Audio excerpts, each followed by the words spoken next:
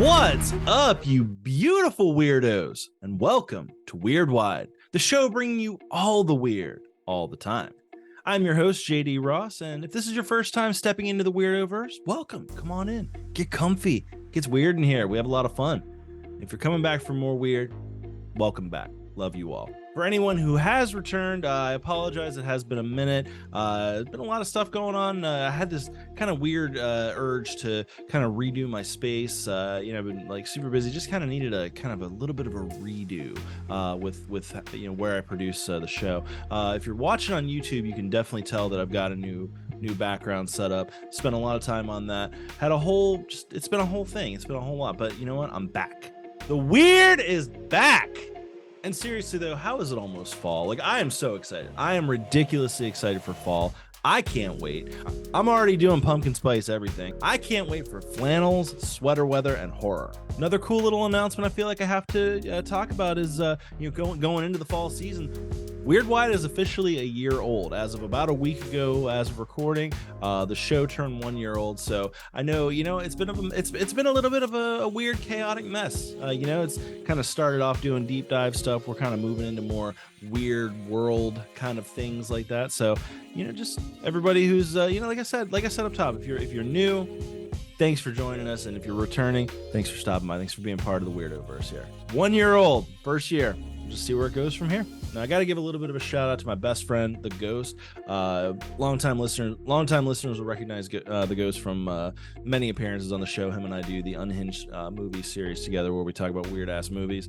But the Ghost has been out of commission a little bit lately. He's actually had some major surgery. So, if you want to show the Ghost some love, go on to his socials. He's on all socials across all platforms as Doug Ghost _ official. It's DA Ghost _ official.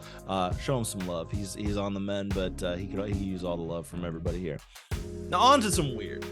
I don't know about y'all, man, but like it just feels like ever since 2020, even probably before, things have just been getting weirder and weirder. Like it's just like there's an odd vibe to the whole world. Like things just feel fucking off. And like I don't even understand how this is a reality, but like Fyre Festival 2 is a thing. Like Billy McFarland is back with another attempt at Fyre Festival. So if you don't know what Fyre Festival was to begin with, Fyre Festival was this weird, it was supposed to be like the next Burning Man, I guess, like the next big fucking music festival. But it was this multi-million-dollar train wreck that led nowhere. Like all the bands canceled. You had all these big influencers that were, hawking it out, like Kendall Jenner, a bunch of other ones. Bella Hadid, I think, was one of them.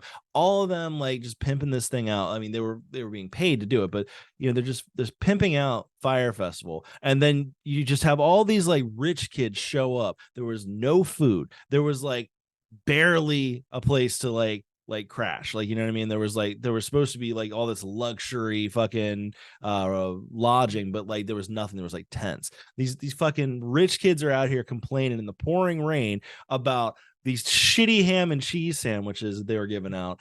Epic fucking failure in 2017.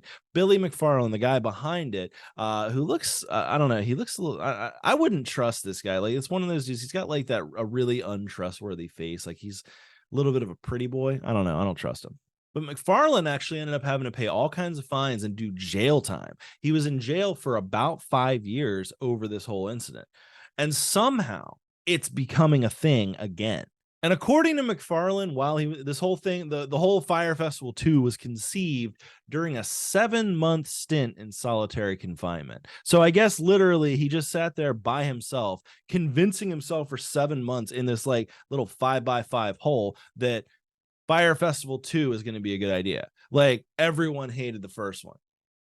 They're going to love the second one. Like that's the kind of shit. Okay. Honestly, this brings up a really interesting point about like prison reform. Like solitary confinement does shit to your mind. Like it's proven that solitary confinement fucks with your mind. And like, this is kind of a weird little litmus test for that, because Billy McFarland is literally sitting in prison for fucking up so bad with Fyre Festival, 5 years, and then he's doing 7 months in solitary confinement. No idea why. I have no idea why he was doing 7 months in solitary, but he was.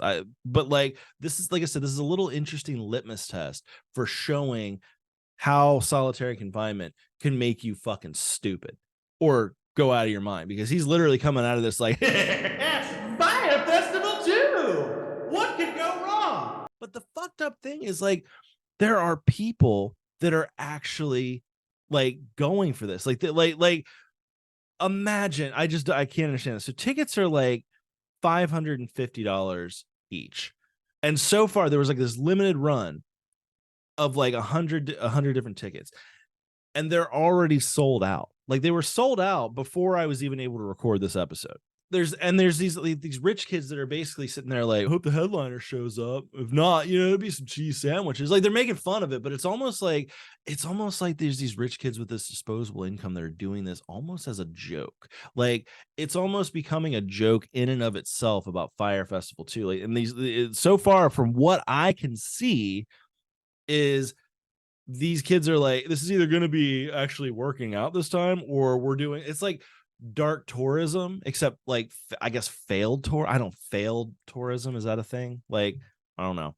But Billy McFarland is out here firing it up. Hey! Fire it up! Fire it up! Fire it up! So we'll see what becomes of that. I don't know, man. To me, I don't understand, like, how that's even a thing. How is he even able to do that? Like you would think that, like, fucking up that bad, like, he would just be like, it would absolutely just taint him in trying to do anything like this. But like, it's happening. So I guess time will tell, and we will find out what's going on with that. So stay tuned for more Fyre Festival news, I guess. All right, so moving on to some true crime news. Now, I've talked about this. If you follow me on my social medias, I did have a video that I talked about this when it first happened. Haven't talked about it much since, but I did kind of mention this when it first happened. Talking about the story of Taylor Schabusiness. Now, that is a name, isn't it? Taylor Schabusiness. All right, so let's set the scene here. Green Bay, Wisconsin. And like, honestly, like, a little bit of a trigger warning. This is going to get a little brutal. Now, Taylor Schabusiness is a woman out of Green Bay, Wisconsin, who in early 2022 murdered and decapitated a guy she was seeing while methed out of her mind. Now, this she definitely falls in like the kind of category of kind of like similar like a Casey Anthony, where she's definitely got like a little bit of an attractive factor to it. I personally don't see it as much with her, but I've definitely seen a lot of people on the internet like, I let her decapitate me. Like, I don't get it. All right, now let's take everything through a little bit of a timeline for what happened with this whole situation. And by the way, Taylor Schabusiness is her last name. Like, that's not just the most, like, I'm not just glossing over the fact that that's like the most ridiculous last name in the world. Like, she apparently did have her name legally changed to Schabusiness, which so Miss Schabusiness picks up her boyfriend Shad Therion. I don't know if it's like boyfriend or like Facebook official. I don't fucking know. Like, they apparently known each other since high school, and they were having a sexual relationship. So here's basically what happened. Now, she picks him up around 9:30 p.m. on the 21st of February, 2022. Now, they hung out with a friend at her apartment. They smoked a lot of weed, smoked a lot of meth. According to Taylor, they also injected trazodone. So they were pretty fucked up. Like, they were high off their fucking mind. Now, at one point, Taylor and Shad returned to his mother's house because he lived with his mom. And they spent the day there while she was away. Now, this is fucked up, man. This is fucked up because I didn't actually even realize that was like part of the original thing here. Now, Taylor and Shad were into like kind of the hardcore shit. So they like to use chains and stuff to choke each other, which, you know what? I'm into some BDSM stuff. Go for it. Have fun. Make sure it's consensual. Make sure it's safe. I think choking with a chain is a little intense. I'm not into that, but they were. Okay. They're having fun. So they're at this guy's mom's house, and she's choking him with a chain, and they're having a great time. But something snaps in the moment. Something snaps in the particular moment where they're having this rough sex situation, where she continues to choke him. Now, this dude starts coughing up blood. He's like laying face down while she's on top of him, kind of just fucking choking the shit out of him. He starts turning purple, coughing up blood, everything. And when they asked her at the scene why she continued to do that, her response was, because I liked it. Which, you know, that's an interesting thing about killers is like sometimes they will just like kind of test the boundaries, and like they'll find that they're in the middle of something really violent and fucked up and deviant, and they'll find that they love it, and they kind of just like something takes over in them where they keep going. It sounds to me like that's something that happened here. After she had murdered him, she apparently continued to have sex with the dead body for a while, which is not something you see a lot in female murderers. You usually see that in something like, like a Ted Bundy or something like that. The it's more of a male murderer kind of move, but apparently, she just, after that, basically, like, she's got this dead body and she's just like, I guess, you remember that scene in Clerks? Remember where the guy had rigor mortis and the chick wrote him, and it's kind of, I have to imagine it was kind of like that, maybe some face writing kind of stuff, because I mean, he's not gonna need to come up for air. So homegirl went completely insane. Like, homegirl went completely crazy. I gotta imagine the drugs did not help. This sounds like this was something that she was leading up to. From what I can tell, she had a lot of issues. A couple people have reached out to me after the TikTok video I did about her, the whole case. Had reached out to me saying that basically she had a lot of fucking issues. Like, she was not okay. After that, she started gathering up a bunch of knives and things with the intention of dismembering him and cutting up all the body parts and things like that. But according to her, she got lazy. Man, that's the thing about murderers today. Like, you know what? I'm usually one to defend like the younger folk, like younger millennials, Gen Z, all that. But like, honestly, this definitely like this, she got lazy. Like, how the fuck do you get lazy with a dead body? How do you get lazy when you just murdered someone? Like, that's a commitment, dude. That's the thing. If you murder somebody and you want to even remotely get away with it, you can't get lazy. Like, once you decide to pull that trigger or plunge that knife or whatever, you're in it, dude. Like, there's no I'm lazy. That's why she got fucking caught. Now, just because she got lazy doesn't mean she didn't do anything. According to the medical examiner, Dr. Vincent Tranchida, here's what he had to say about that. We have decapitation, we have dismemberment, we have transection of the torso. Subsequently, internally, the body has been eviscerated. In other words, we have entered inside the body through various cuts through the abdomen and between the ribs, where the victim's organs have been removed, largely one by one. Oof.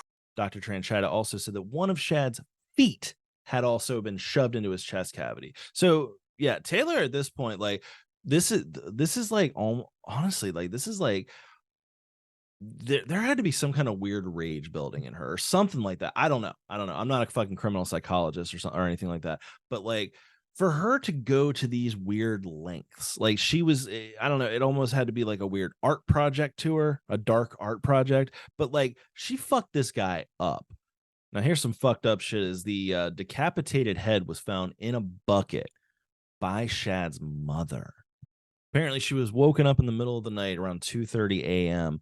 On February 23rd, 2022. She went down to the basement to try to find Shad. Couldn't find him, so she went back up, and she finds this bucket with her son's decapitated head in it.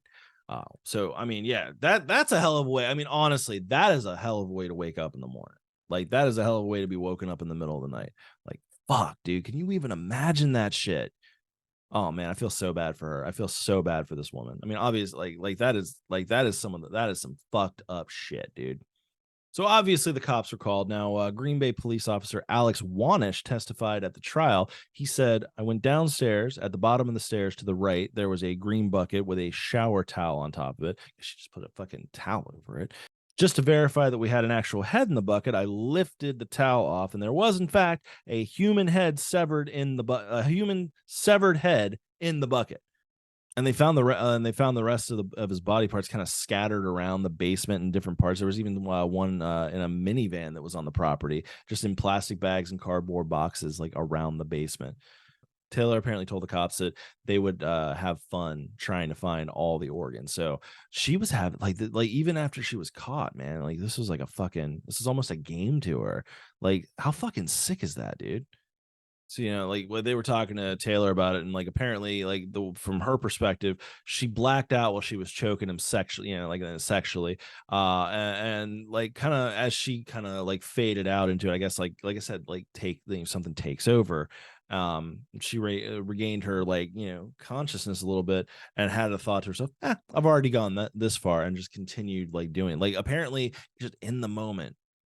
According to her, in the moment, she just decided, fuck this guy. I'm going to fucking kill this guy. And I'm going to dismember this guy. You don't just, I don't know. I don't think you just fucking decide to fucking be a psycho crazy person one day. Right? Am I wrong there? She said that she thought it took about 3 to 5 minutes for him to die. And the detectives, when they interviewed her, they were talking to her, and they basically, they were like, well, when he began to cough up blood, why'd you keep going? And she literally said, because I wanted to see what happens. Like, all the cops and all the detectives involved in this, they firmly believe that she enjoyed what she was doing. Like, this was a thrill kill for her. I mean, literally, like even like pictures of her in the courtroom of her like smiling and shit. Like, there's a bunch of stuff going on with that. But they did find that she was mentally competent enough to stand trial. So stand trial she did. And it only took jurors 30 minutes to convict her on all counts, including first degree intentional homicide, mutilation of a corpse, and third degree sexual assault in Shad Therian's death. So because Wisconsin doesn't put people down, she's now facing life in prison. So honestly, like, it sounds like she wasn't getting a lot of the help that she probably needed, because apparently she'd been on, like, in some form of mental health rehabilitation thing since 7th grade. So I don't know if it's a situation where the mental health system failed her, because it just, sometimes that happens. Like, sometimes the system does fail people, and this kind of thing happens. Could be that, or it could be a situation where this was just inevitable. This was going to happen at one point. We may never know. But so Taylor Schabusiness now is going to be spending the rest of her life in prison. I'm sure she's going to appeal. We wait and see what happens with that. So yeah, I told you, Weirdwide is back, and we are darker than ever. Man, that was some fucked up shit. I think we need a little bit of a palate cleanser from there. Let's go into something a little bit less decapitated head in a bucket in a basement. So let's go to Scotland. So recently, monster hunters conducted the largest search of the Loch Ness Monster in more than 50 years. Now, obviously, everyone knows who the Loch Ness Monster is. They believe that somewhere beneath the shimmering surface of the Loch Ness lies Nessie, the legendary sea beast whose reputation spans nearly 1,500 years. That's right. The Loch Ness Monster, Nessie herself, one of the OG cryptids, goes back over 1,000 years into history as far as being a legend. That's fucking awesome. But Nessie hasn't gotten really a lot of love lately. I mean, the last really big search happened in 1972. Well, the Loch Ness Center and research group Loch Ness Exploration decided to change that. According to them, our purpose is to observe, record, and study the natural behavior of the loch and phenomena that may be more challenging to explain. So their call to action is pretty cool. If you believe the Loch Ness Monster exists, then we invite you to join the search. We equally invite you to support the study of the loch and the natural behavior of the elements that may be the root cause of the strange reports from Loch Ness. Now, they came with all kinds of technology. They got drones out here, all this advanced, like, fucking surveying equipment, all these kind of like infrared cameras and shit. They were like flying up and down the loch. They were even using a hydrophone to try to find Nessie calls. Isn't that cute? Nessie calls. I feel like Nessie, of all the monsters, I don't know, I feel like Nessie would be a nice monster. I feel like she'd be a sweetheart. I feel like she's like a misunderstood little dinosaur. That's what I'm thinking. Maybe not little dinosaur, but like a misunderstood dinosaur. She would ask you for tree fitty though. There's no doubt in my mind. Like, I feel like the Loch Ness Monster would be like, I feel like Nessie would be a lot of fun. I feel like she'd be really nice. I feel like you'd be like kind of an approachable cryptid, like if you found her. But she would also be up on she would also be up on pop culture enough to know that asking for tree fitty would be a fun thing to do. I feel like she would. She'd get it. She'd be cool. Now, unfortunately, it doesn't seem like they found much. They were hoping to find some more solid evidence of the creature, but so far, the classic Loch Ness picture known as the surgeon's photograph is still it was taken by Robert Wilson in like the 30s, I think.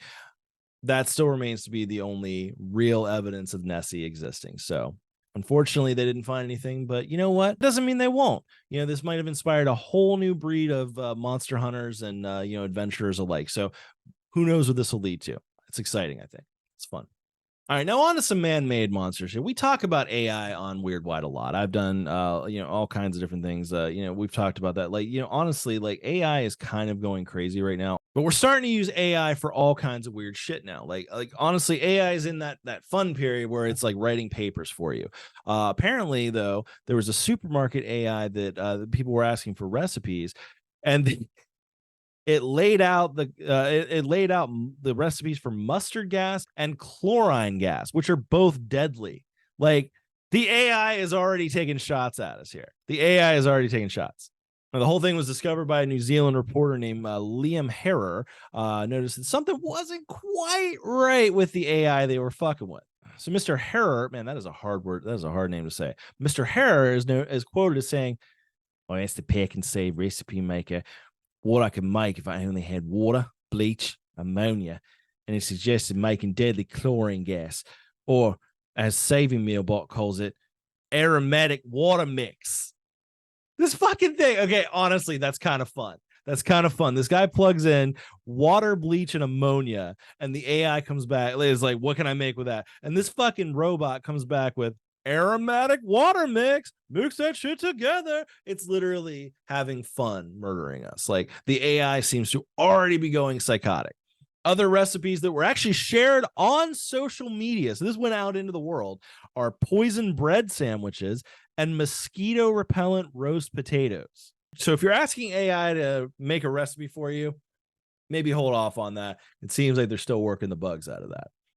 All right, so let's ask ourselves what if a little bit. Let's get our conspiracy on here. Let's do a conspiracy corner.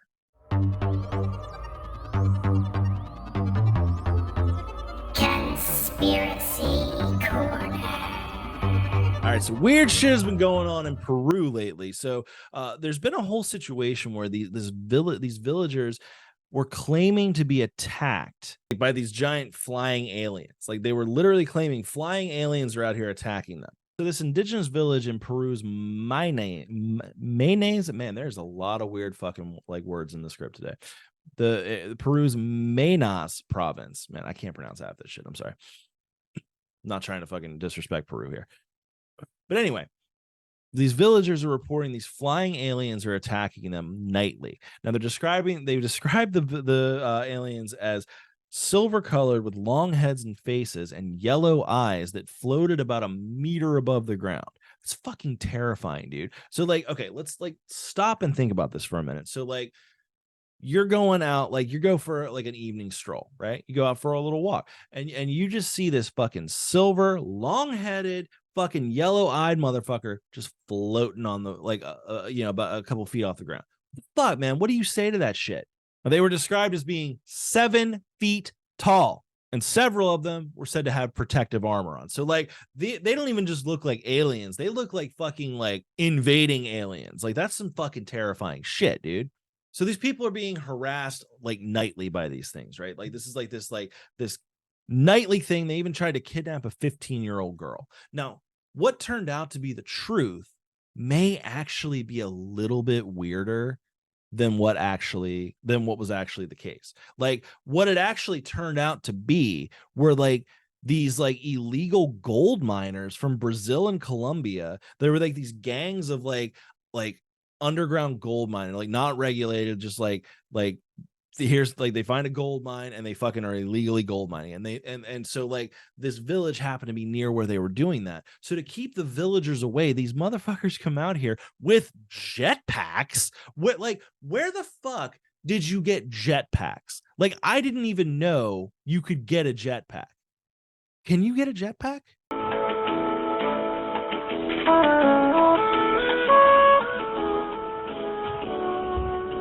Okay, I actually did find a jetpack. I don't know if it's a real thing. It's like $4,000. I didn't know like we were actually there technologically yet. So like these dudes are out here in this fucking like whose idea was this? Like this is honestly some pretty good psychological shit. So somehow they get these backpacks and they're in these fucking suits, these like costumes, they're basically cosplaying as aliens just to fuck with these villagers and keep them away from their illegal gold mining operation. Fuck, man, that is some fucked up. That is some wild shit. Have you ever heard of like that? Like honestly, have you ever heard of something so weird? I don't think so. All right, let's take a break for a minute from the weird nonsense the real world has to offer. We interrupt these modern horrors to bring you some mindless entertainment. All right, so I feel like this show has not been getting enough love. I don't understand it because if you haven't checked it out yet, you have to check out Twisted Metal on Peacock. I think I'm not getting paid by Peacock to say that. I just enjoyed the fucking show. It's got what's his name, Anthony Mackie, the fucking guy. What's his name, the Falcon. It's got the Falcon in it. Fucking dude's awesome. Now, like if anybody recognizes, like Twisted Metal is like my generation, like massive callback to like the original PlayStation era. So like a lot of fun to be had there. But like it's actually a very good show. They take this whole like post-apocalyptic vibe, and that's why that's why there's like dudes with like cars with guns and shit. And like they actually don't get into the tournament. Because remember, if you remember the Twisted Metal thing, like it was a whole tournament. Like, you know, you had to and beat the other ones and you win. They don't immediately get to that. It's interesting how they do it. No spoilers, but they don't immediately get to that. But basically, like they turn it into this like kind of fun post-apocalyptic adventure thing, and like dudes basically have to transport shit from like one city, walled city, to another, and that's how supplies are run. And it's really well done. Like it's a lot of fun. It doesn't take itself too seriously, and like honestly, if you remember Sweet Tooth, if you remember the clown with the hair on fire, maybe one of the best like evil clowns that there is. Like so much fun. It was honestly like you have to check it out. I recommend to everybody to check this shit out. And this has been an interruption of modern horrors. And one more story before we get out of here. I feel like this one was perfect for a closer story here. So there's a rumor going around. This is perfect for the season we're coming into. Everyone's getting into spooky season. Everyone's getting into fall. I'm fucking stoked about it. I'm ready for Halloween. I'm ready for as much horror as possible.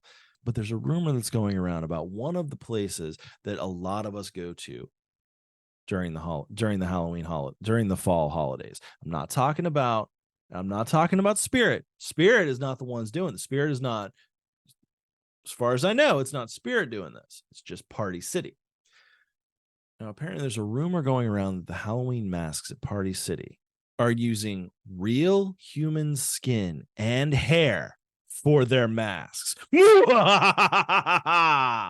you're probably asking, well, how are they even getting that? How are they even getting it? Well, according to BuzzFeed, they actually did have an answer here. Apparently, Party City is using a so-called three-pronged approach. They're robbing graves, they're robbing morgues, and they're growing medical-grade skin grafts in a science lab. Could you imagine? Like, honestly, though, like somebody has to do that. That's the thing about that. It's like they because you know this is just put out by their marketing team. There's no way this is real. Like, this is absolutely just like their marketing team put this shit out.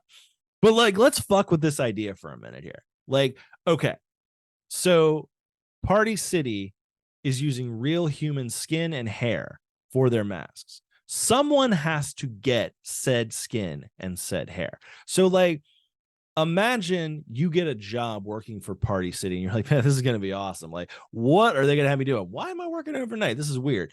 And like your boss, like you show up to the Party City and like your boss like takes you out into a van and like, all right, we're doing a run. Like we're doing a run for that. Okay. Like that's a little weird. And like this motherfucker takes you to a graveyard and you're sitting there like digging up a grave. Like that would come up. Or, you know, if like you're breaking into a morgue in the middle of the night. Like the only feasible one is the science lab. That one actually makes sense. Like I could see that one, like doing like getting like, you know, like weird, like plugging into weird scientific stuff to make the mask feel more like, you know, like that or something like that. But like the idea of like robbing graves and robbing morgues, that's Igor shit. Like you're not going to have scientists doing that. You're going to have the dudes at the bottom rung doing that. So like literally someone would have to go out and actually acquire skin and hair. So like then what is it? Like, is there a quota? Is there a certain amount of skin and hair that you have to get? Is like different parts of the body more choice? Do you go for fresh graves? Like I'd have so many questions. What's the pay rate for that? This feels like one of those things where it's like slightly just above minimum wage and they justify it somehow. Like it's not it's not going to be like enough that you can, like, it feels like one of those jobs, like it's like just enough to live on where you need to get like maybe a second like part-time job, or maybe this is like a part-time gig, like maybe it's a part-time gig that pays decent well. I don't know. Party City, let me know. Weirdwidepodcast@gmail.com. So if you want to be extra morbid this year, you can go to Party City and get one of their masks, and you could say that it's made from actual skin and like actual human skin and hair. If you want to be that guy, you want to be a little extra creepy, I'm considering it. Well, thank you all for getting weird with me. I don't know. I feel like I feel like I might have been a little rusty coming back here. That's okay though. Like it's it's been a minute. Haven't been on the mic for a little bit. I'm just kind of working myself back up. So aiming to have more content regularly released. Had like I said, had a little bit of a break. Did a little bit of changing, and I'm working on improving the show. Like I said, happy birthday to the show. It's been 1 year. Thank you for everybody who's stuck with me. Any new listeners, I appreciate you. And tell your friends about us. Like, tell your friends about the show. We're going to grow the show. The show is going to be better than ever. We're just going to keep making it awesome. So appreciate you all. If you want to follow me on socials, I'm on TikTok, Instagram, all that good stuff as Dudist Weirdo. You can email the show at weirdwidepodcast@gmail.com. Don't forget, you can also go on to www.weirdwide.com, which is the official home of Weirdwide on the interwebs. You can listen to every single episode there. You can subscribe to the newsletter, get episodes sent directly to you. I love you all. Join us next time for more weirdness. And until then, keep it weird.